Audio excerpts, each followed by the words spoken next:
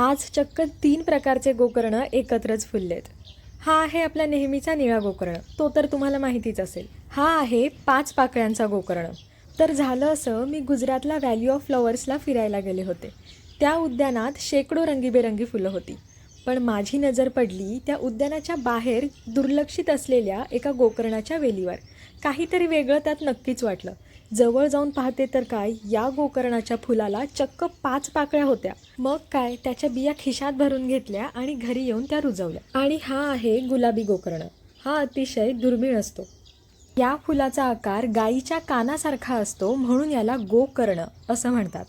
याला इंग्रजीमध्ये butterfly P flower असं म्हणतात, तर संस्कृतमध्ये अपराजिता म्हणतात. गोकर्णाच्या फुलांचा चहासुद्धा केला जातो बरं का. आयुर्वेदामध्ये गोकर्णाची फुलं, शेंगा, पानं, साल, मुळं या प्रत्येक भागाचा औषधी वापर केला जातो.